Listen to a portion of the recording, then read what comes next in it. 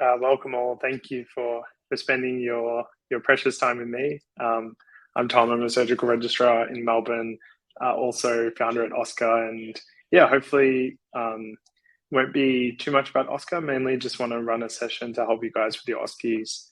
To my understanding, you'll be up against your first OSCEs very soon, so I'm looking forward to just telling you more, giving you my advice. I've been on both sides as a student and also as an assessor and a patient actor and everything in between. So hopefully this is a helpful session for everyone. And yeah, I think we might as well get started. So yeah, welcome once again. I flagged in the chat, but just please don't feel too scared to put some things in the chat as we go through. I know it's hard to be interactive, but it just really helps make these sessions useful for Adelaide rather than just like any, nth school that I might present this to. So as we go through, if there's anything specific that you find challenging or that you really want me to focus on, please just message in the chat. I'll check back periodically. So, hi, I'm Tom. I'm a PGY4. I went to University of Melbourne. Before that, did mostly maths and science at Monash. I've worked as a surgical registrar across lots of different hospitals, and yeah, I did well in my OSCEs in med school, and also had a bunch of interesting experiences like the Australian Medical Council exams, the AMSS marshalling exams, as a patient actor, and also doing some just marshalling, guiding the doctors around that were trying to get registered for Australia. And I built OSCE with our team really to make kind of the process of learning clinical skills much more effective. I always found it was difficult, especially running into like the few weeks before exams, to really kind of practice and prepare in a really systematic way. I always found it was a bit haphazard, both in the hospital and also in those exam periods, trying to find cases and friends to practice with, and you're dividing your time between being the patient and being the person taking the history and giving very generic feedback. So we really built OSCE as the way to learn clinical skills in the best possible format, in a way that you could do with your friends, but then also do on your own. So hopefully, and just to be clear, you all get 2 weeks free access after this session. We'll send that through after the fact. You already have it. So yeah, you can experiment in your own time. There's no hard selling in this session, mostly just talking about OSCEs more generally. So I've tried to make this session useful for where you guys are up to. I want to talk about general OSCE tips. And like I said, the extent to which I make this really personalized to you guys will be completely dictated by what happens in the chat. If you suggest topics or things that you've freaked out about, it'll help me make for a really good session. If you don't, then it might be a bit generic. So like one last boomer call out for chat activity. All right. So generally the biggest questions we get at OSCE about OSCEs are very consistent, and I'm going to go through them in the next few slides. So how to spend your reading time. It's a common thing. Obviously, first off, you have to read the station, but I think people tend to sort of waste that time. And it's a good opportunity to structure what you're about to do as you walk into the room, or if it's a virtual OSCE, when you're about to enter the video call, it's a good opportunity to just take mental stock of what you're about to do. So I would usually make like either a physical if I'm allowed, or a mental note of the critical presenting info and the key differential diagnoses that I was considering. So for you guys, that might not be so relevant right now when you're in those early clinical years and you're just expected to do like the core OSCE and actually go through the motions. But as you get more advanced, the diagnoses and the conditions that patient could have will really dictate how you do your history or your examination. So I always try to take a systems-based approach, head to toe, when I'm coming up with my initial differentials. So think of each of the organs in a systematic way. I imagine I look down at the person, think about brain, cranial nerves, eyes, things that happen in the neck, breathing, lungs, heart, musculoskeletal things and vascular things in the big vessels of the arms, the neck, the gastrointestinal, esophageal, liver, etc., etc. I find that's the best way to come up with differential diagnoses, going in a very kind of organic approach, because it doesn't rely on me remembering some schema or surgical sieve. It's just a mental model of going down the person. And really, really try in this reading time to avoid the confirmation bias that happens. So confirmation bias is basically when you start getting positive symptoms and positive signs, you'll narrow down on that diagnosis quickly and start to forget about the other considerations. So if a patient is starting to match the symptoms of appendicitis, you forget to ask about small bowel obstruction or gastritis. So I always try to make a mental note of the differentials, the broad systems, what I'm about to do as I walk in, kind of play that out in my head and really try to focus on the broad strokes of what I want to cover in the session, and make a note not to forget past medical history, medications, family history, social history, mental health screening. Mental health, again, might not be super relevant for you guys at your stage, but it's something to always consider. So you walk into the room, how to manage your time. I think bedside manner is super important, but in OSCEs, it's sort of like you have to get your bedside manner out of the way and set expectations. And I do this both in real life, but also in OSCEs. I think it's really helpful to create structure where there isn't any.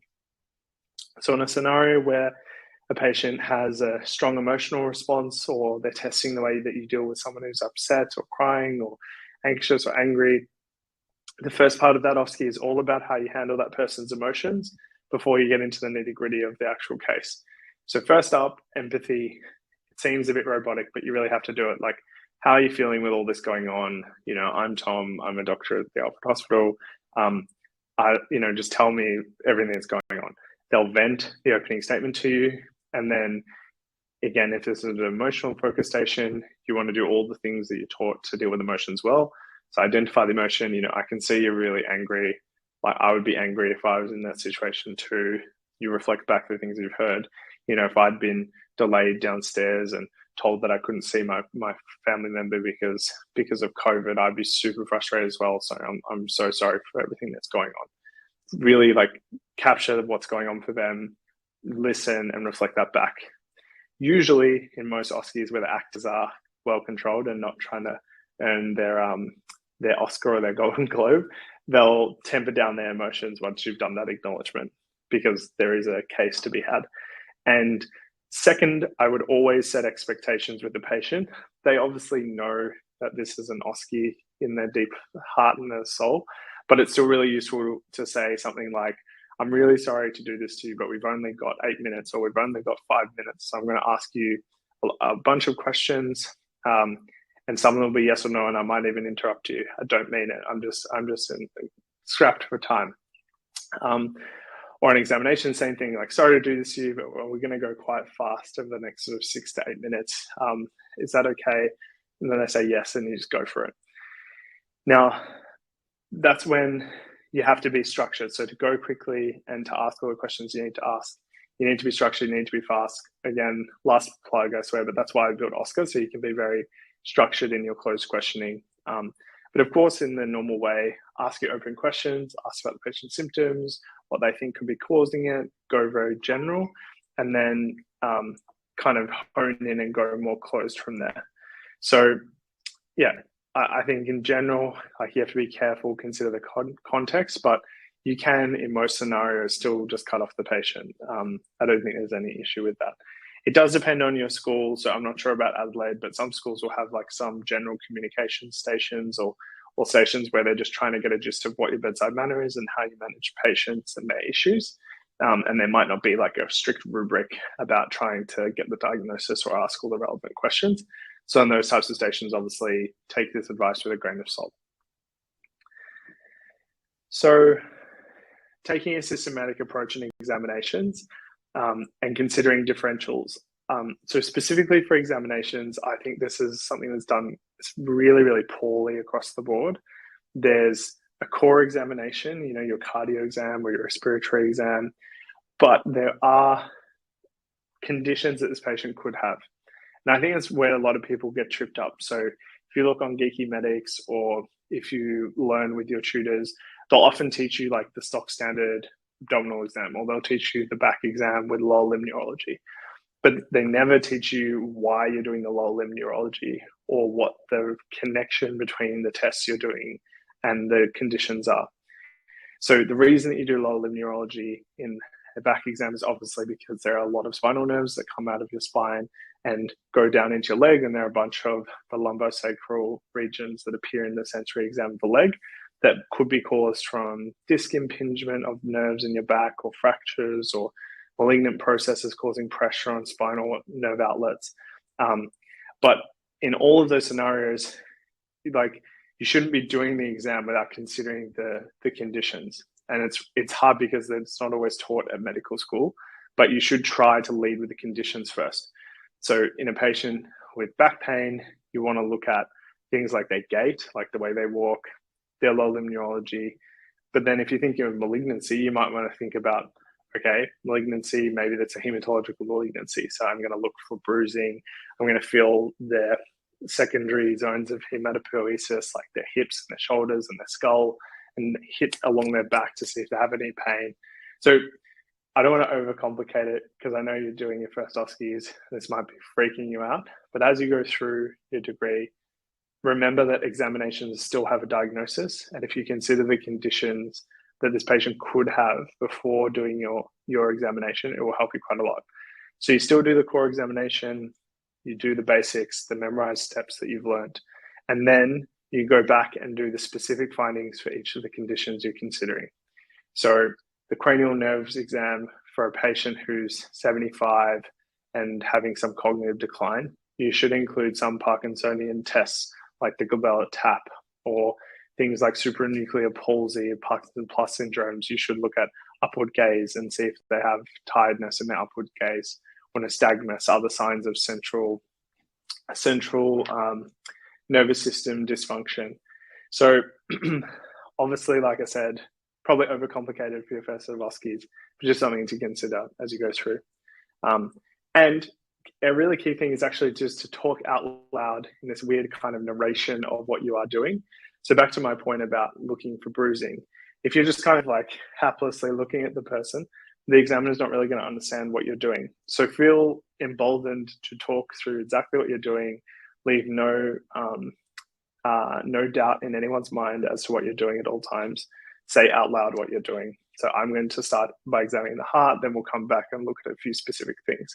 I think it's really powerful, and it's strong bedside manner. It's what, setting the rules for the patient. There's no uncertainty. They're not unsure. You're just being very clear and exact, which is what most people want. Doing a quick check for questions. No, we're going well. So what do you do when you're stuck? And this is particularly in history. I've run out of diagnosis ideas. I don't know what to do. Well, there's two different approaches.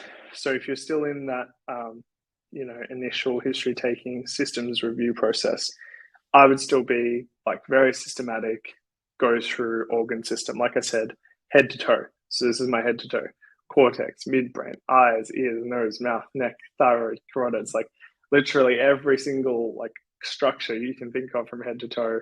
Ask about that structure, possible symptoms. It's a bit of a scattergun. It'll waste a bit of time. But if you really are out of ideas, like a patient's presenting in a very general way, they have fatigue or they've got insomnia and you can't really work out what's going on, it's good to just kind of go that scattergun approach. If anything, it'll show that you're thorough. The other thing as well is that you have to ask, back to the original point, the past medical history, the medications, the family history, the social history, surgical history, alcohol, smoking, other drugs of abuse. Like, just get those out of the way. They may actually crop up things that you didn't expect. So I still distinctly remember at Melbourne, we had an OSCE where it was a diabetic that had poor control, and the only cause was a recent social upset with his partner passing away. And you naturally only get to that at the end of the history. And if you spend too long, you never quite get to that. So it sometimes can be useful to rather than spending ages in systems review, jump to the end of the history, get those important data points, and then jump back and keep going on the systems review if you run out of ideas. Because if you're kind of like helplessly asking history questions, you have a lower likelihood of getting valuable information. It's like you're fishing in a pond with less fish, like you're not really sure there's anything there. So you're better off going to the things where they're likely to be useful information, and then go back to the more useless questions after that. And the other thing you can do, which is nice for yourself, is just like kind of synthesize and run through your findings. Like, so let me get this straight. You've got blah, blah, blah, blah. It's not a presentation for marks. It's just a way to like think through and reprocess your kind of synthesis and your thoughts about the case. And it'll help you escape confirmation bias, because you'll reconsider the things you haven't thought through when you're trying to tell the patient what they've told you. And you can get a lot of marks and do really well in OSCEs without knowing what the diagnosis is. If you take a thorough history of their presenting complaint, do a systematic systems review, ask about all the other categories, even if you have no idea what's going on, you can still get 70, 80% of the marks available. You might not answer the questions very well, but you'll still get a good mark. So this is really hard because there are different questions that different schools are likely to ask. And yeah, feel free to message in the chat if there are any specific like questions or structure in Adelaide that you guys are aware of. But it's generally like they'll ask you something like, summarize the relevant positives and negatives for your differential diagnosis, or what do you think is most likely differential diagnosis for this patient? I think it's quite useful early on in your clinical career to have a structure to presenting patients. And generally, this is the kind of structure that I would use. So like the first sentence, you obviously have the name. You can have the age of the patient. Don't worry about getting the exact age. I remember people panicking and occupying so much of their cognitive load trying to remember the age of the patient. You can just say like Maria is a roughly like middle-aged 40-year-old woman who presents with X occupation. I'm telling you, the examiner will not even blink at the age. There's no mark or checkbox for age. They don't care. Presenting with blah, blah, blah, with a background of insert valuable synthesis, complex history or critical parts medical history of, or medication use of blah, blah, blah. And then if you need to do more summarization, you can say he or she describes her chest pain as, and then give the main features that you think are important. Then in the third and fourth paragraph, you want to talk about specific features of your condition. So the negatives, denied features of condition A, condition B, condition C, has positive features of condition A or B. Given all of this, I think the likely diagnoses are these, and I would investigate it with this. Now, again, for the stage you guys are at, this is way overkill, but just take this into your clinical years when you're in a hospital setting. This is the way to do well. This is like the blueprint, neat sentence, kind of chronological presentation of the Socrates. Then you jump into the differential diagnoses, positives and negatives, and then you give a synthesis of the whole thing and your differential and what you would do next. Takes lots of practice, doesn't come easily, but over time you'll get good at it. And then how to answer the questions at your end of your OSCE. Just remember that the questions aren't worth too much. They can be, very stressful. And like I remember being in OSCEs where I was given a picture of retina, and I kind of knew what was going on, but I just couldn't remember how to describe any of the findings. And it is what it is, right? Like your fate is set. I can't just suddenly remember how to describe the fluffy opacities on the retina, or the whatever spots that I still can't remember the name of. But I knew that I'd taken a decent history, so it kind of is what it is. You won't always know the answer. It's okay. It's something you can do. And yeah, small plug, like practice with Oscar. We have lots of questions after each case, and you'll have access to all of them in the next couple of weeks. So think about the examination signs, investigation results, negatives, positives, all the things you're likely to get asked about. And yeah, try not to get too nervous. Most of the marks are in the actual history taking portion. So I think other more just general areas of concern, especially for where you guys are up to, OSCEs are a kind of weird performance. They're, this weird stage scenario where you have patients acting and it's just all a bit kind of forced. I think you really have to try to not get the yips, for those who aren't sporting people, the yips is when there's a high pressure scenario and you just completely lose the ability to do the thing you can. Like if Michael Jordan couldn't shoot free throws, or if Tiger Woods couldn't swing a golf club, and it happens to the best of us. But just know for certain that as a surgical reg, I can say that nothing in medical school actually really matters for your career, like at all. As long as you pass, like it'll be completely forgotten within like the first year out. So practice a lot. It makes for a calmer performer, because you go through the motions. So when your cortex switches off because of the pressure, some sort of your midbrain takes over and you know what the movements are and what the questions are. And get comfortable with uncertainty and sort of like letting your fears wash over you. I don't know if any of you are Dune fans, but there's a really good kind of dictum about fear. So like, you must not fear. Fear is the mind killer. And I think it's a good quote to remember in the face of anything stressful. OSCEs, surgery, exams. Fear will paralyze you, so you've got to try to just absorb it and let it wash over you. And once the fear is gone, only you will remain. That's the last part of the quote. And yeah, try things like Balance app or Headspace or other things where you can kind of center yourself and get calm. So counseling patients is another common area of concern. I would suspect that you guys probably won't have to do this in the next couple of weeks, but again, like whenever you're giving patients advice for anything, just assume the majority of the marks are about the emotion, your communication style, the bedside manner, really assessing the concerns and the needs from the patient. It's a completely different type of station to a pure history taking, like a diagnostic consult. In these areas, you're really spending time gathering information from the patient. And when you do share information, you want to test their understanding. Do they understand what you've said? Get the patient to demonstrate and synthesize and tell you back what you've told them. And yeah, don't fall into the pit of asking too many questions and getting stuck in a diagnostic consult because you kind of don't know what to do. All right.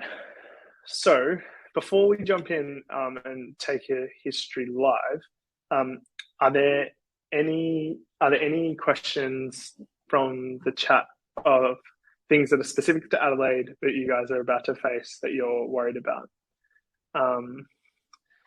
Thank you, Anuj, for your message. Would you say brackets features of or list the signs specifically? Yeah, so I would say whenever you're talking about a specific condition and you want to talk about like the patient has features of, I would generally use words like, yeah, the patient has features of a viral exanthem because they've had a recent viral illness and they have a maculopapular viral rash that's torsal in nature, for example. Features of is a bit neater than like saying like the features of viral exanthems are, list the features. This patient had these features. It's a bit weird. You would only list the features the patient had. Any other things? It's okay if you're in the unknown unknowns when you don't know what you don't know. All right, that's okay. So let's keep going through. So, yeah, so let's do a case together. I think this can be quite helpful. Again, we'll use Oscar because it's easy. So let's do our reading time together. So Gabrielle is a 35-year-old mother of two who has presented to general practice today with a headache. Please take a history from Gabrielle with the aim of developing a diagnosis. All right, I'll give you 20 seconds to think to yourself the main conditions that Gabrielle could have. And post some of them in the chat. It'll help me in my history taking. Because as a surgical reg, the last time I saw someone with a headache was a little while ago.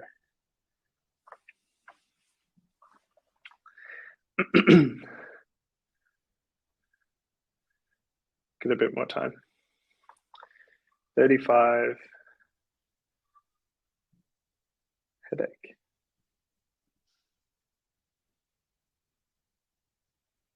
Now back to this reading time idea. If this was you, what are you going to do next? As soon as I click start case, what questions are you going to ask? What structure, what conditions are you considering? All right, got it all in your mind? All right, let's start. I'll turn on voice. I think you'll be able to hear it through my AirPods. So let's start.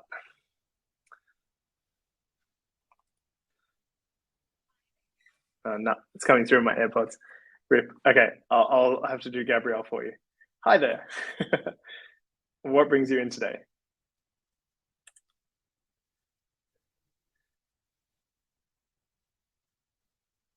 So I've come in today because I've got this headache that's been going on for the past 2 days. All right. What does the pain feel like?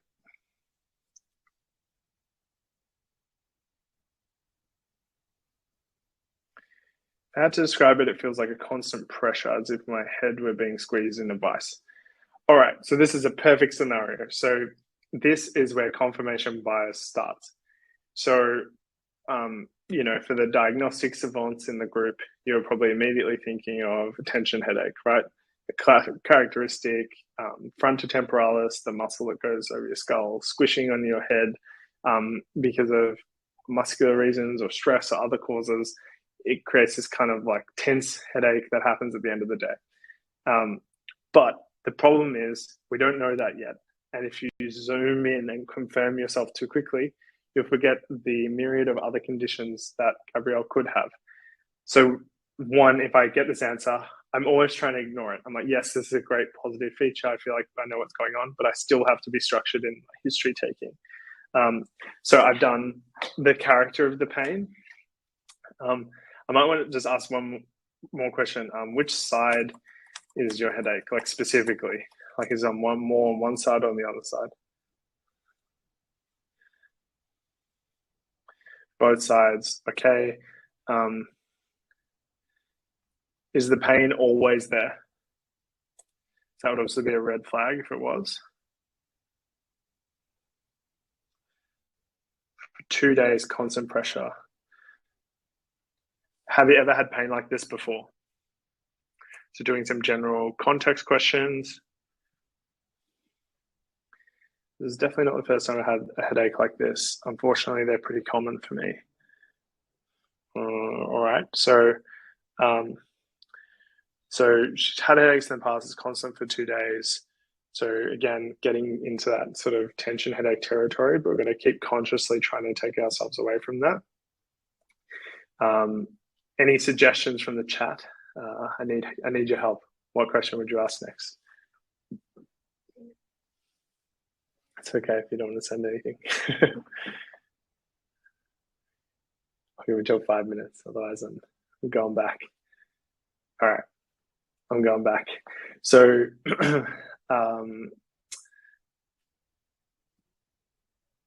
does the pain ever go away completely?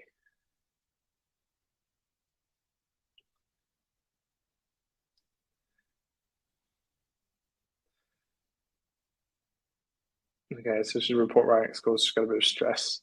Okay. Is the pain worse at the end of the day?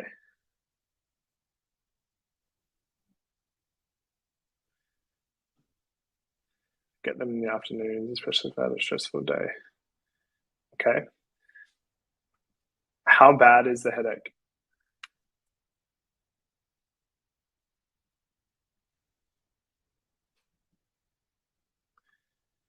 Is there anything that makes your headache worse? Classic question. If I miss one of my coffees, having 4 a day, goodness gracious, it's a red flag. Too many coffees. Okay, so this is an important one. So back to the diagnosis, what conditions did you consider? So I'm thinking of anything with raised intracranial pressure as a red flag that I need to rule out. So is your pain worse when you lie flat? Oh, little typo. Should be okay. Okay, so that's a no.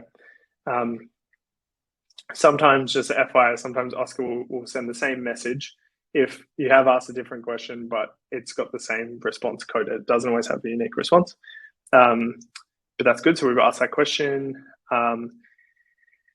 We might want to ask her something more about the severity. So this is just a very general question. So if you had to rate the pain out of 10, how bad is it?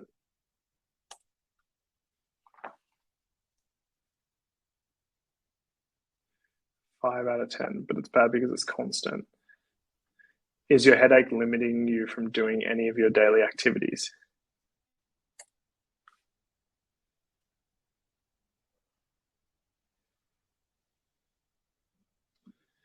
Yeah. Okay. Teacher, mother. All right. So we're getting through a lot. Does anything make the headache better?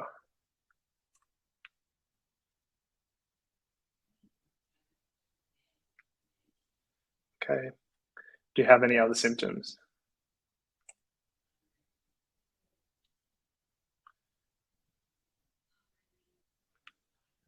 Okay, that's interesting. So describe constant pain for 2 days. Now, we want to rule out red flag conditions like migraines or strokes or subarachnoid hemorrhage, which are unlikely. You know, if you had that for 2 days, you'd be in trouble. Also, things like meningitis, so cluster headache as well. So, I might ask specifically, like, is the headache sharp? I always prefer using my voice; it's faster.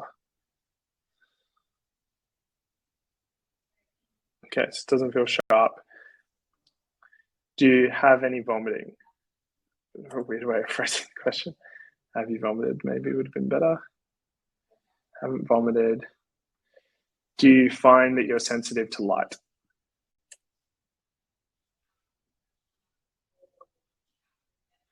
Are you sensitive to loud sounds? Are you sensitive to loud sounds?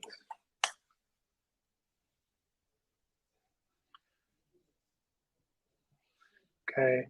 Have you had a fever?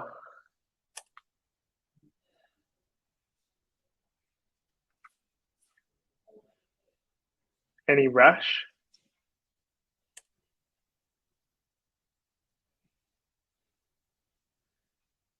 Anyone you know been sick?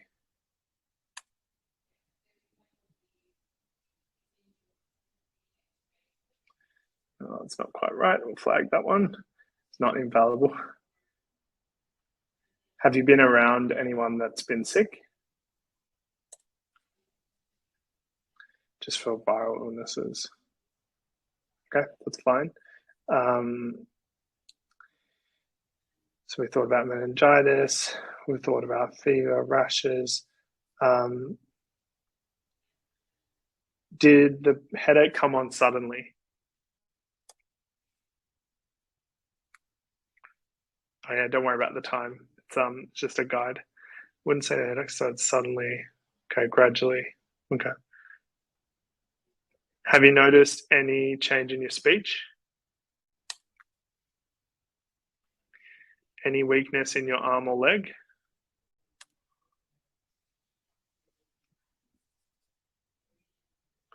Great. Okay. Any sensory changes?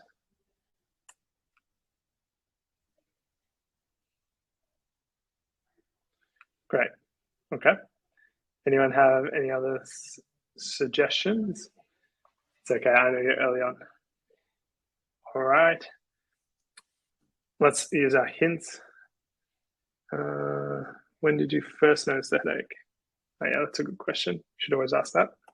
Maybe a context question. Began 2 days ago. Okay, not much more information. Maybe, what were you doing when the headache started? That's the classic context question. Maybe stress related, parent teacher interviews, reports. Okay, getting the gist of it. How often do you get the headaches? How long have you had this headache for? Yep, we've asked those questions. Oh yeah, this is a good suggestion. Aura. So we think about migraine. So did you notice any visual symptoms before the headache?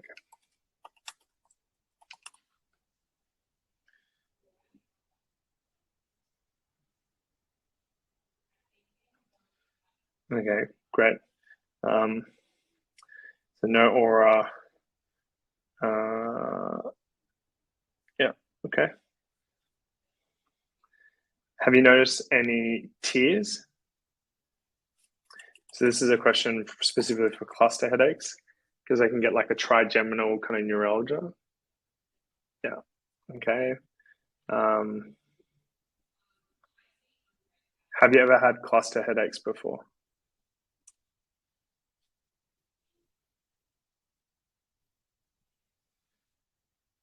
Okay. Yep, so we want to ask about those things specifically. So let's get into some past medical history stuff. Tell me about your past medical history.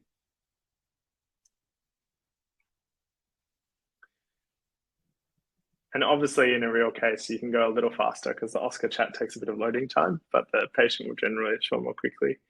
I don't have any ongoing medical conditions. Have you ever had a stroke? Unlikely, but worth asking given her age. Okay. Have you ever been told you have aneurysms?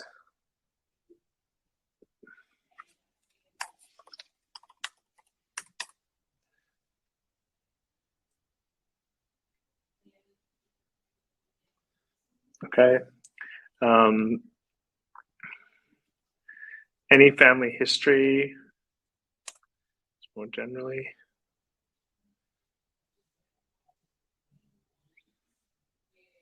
Yeah, correct. There's no migraine or family. Yep, good. Bit sassy. God. What do you do for work? Obviously told us a bit, but we'll just ask specifically. Yeah. Would you say you're under a lot of stress at the moment? It's fine. Sometimes you can send messages. Yeah, I got punished for that. Are you under a lot of stress?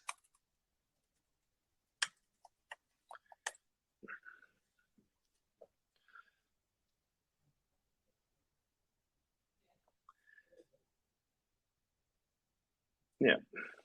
Okay. What's your diet normally like?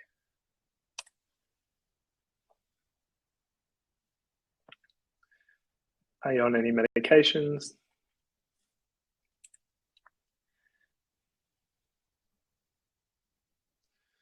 Do you smoke? You might be doing withdrawals from smoking.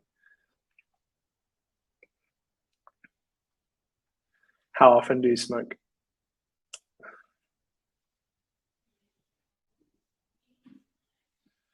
Have you recently tried to stop smoking?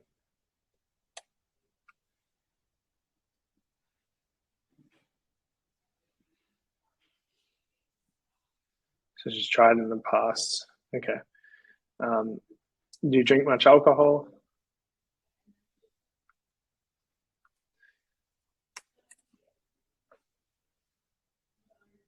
Getting there, nearly at full marks. Okay. Do you drink much caffeine? Doesn't like the way I say, do you drink much caffeine?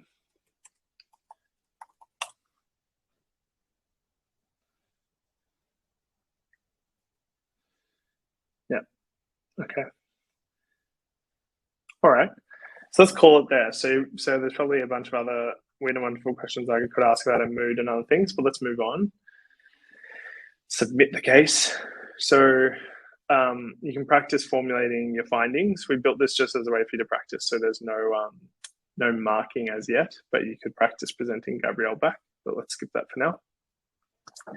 So this is good. We considered all of these things. I would choose tension headache. On a history, which headache pattern would be most suggestive of a cluster headache? Visual symptoms, no. Sudden onset headache, no. Unilateral severe headache around the eye, yes. Trigeminal classically. Which of the following is a red flag feature for headache? Sudden onset is bad, generally bad news. Which of the following treatments is first line prophylaxis for chronic or frequent tension type headaches? First line, say paracetamol. What non-pharmacological treatment measures would you recommend for a patient suffering tension type? Yeah, caffeine reduction. Actually, all of the above. Classic. All right. Cool. Nice. So we did well. So we got 26 out of 37.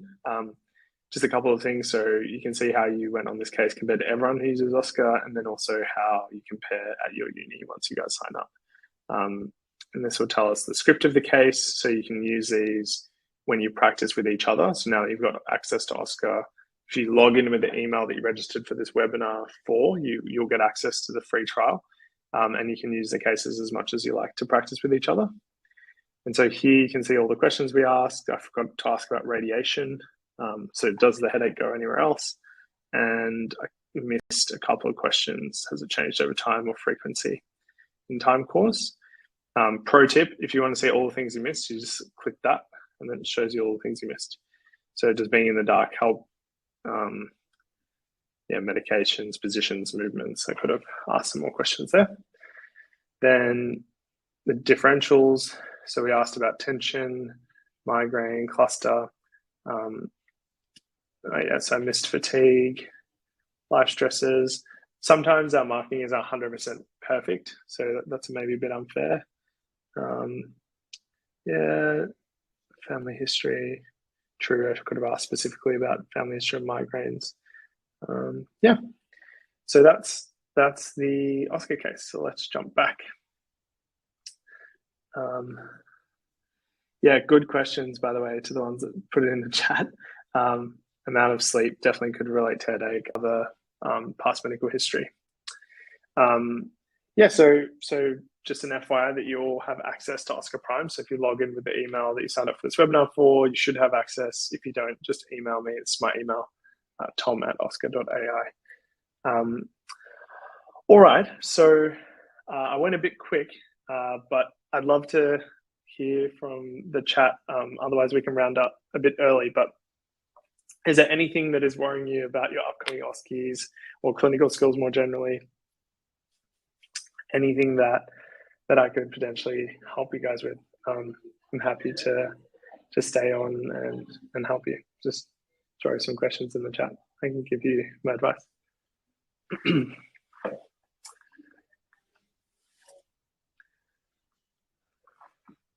Give you 20 seconds and I'll let everyone go.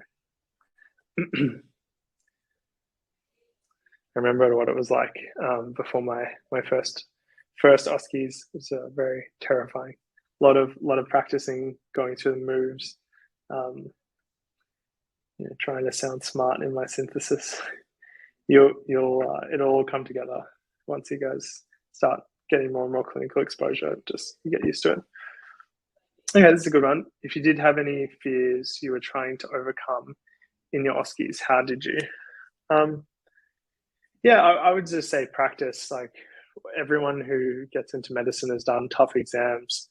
You'll all have your rituals about how you deal with stress and those kinds of scenarios. So I would lean on those instincts that you have and just practice a lot. That's the key. Whether it's with Oscar or with another platform, with your friends, that's the key that I would suggest. Another couple of great questions. If we ask a question like, does anything make it better? And they say no, do we have to ask all the specific ones? No in your early OSCEs. So the Oscar case that we did was level 1.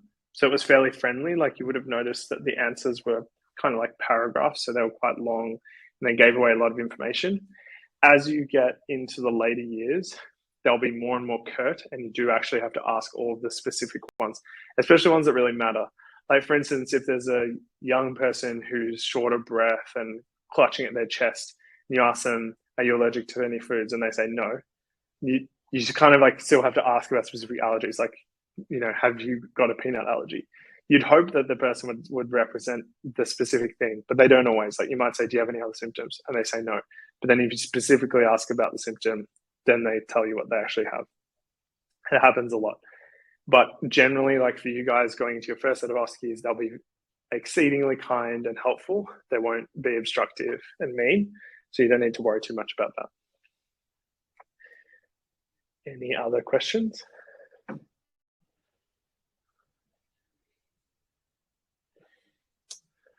All right, guys, we might call it there, but thank you so much for coming on. And yeah, good luck with everything clinical.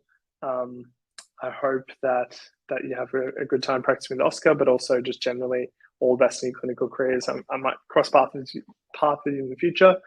One more thing, do you recommend scribing during the OSCE? No, don't scribe when you're talking to the patient. Just practice remembering the information and presenting back. It's the only way you're going to be able to do it in real life. And scribbling notes makes you look unconfident. All right, guys, thank you so much. All the best. Bye. Bye. Hope you had fun. Bye. Bye.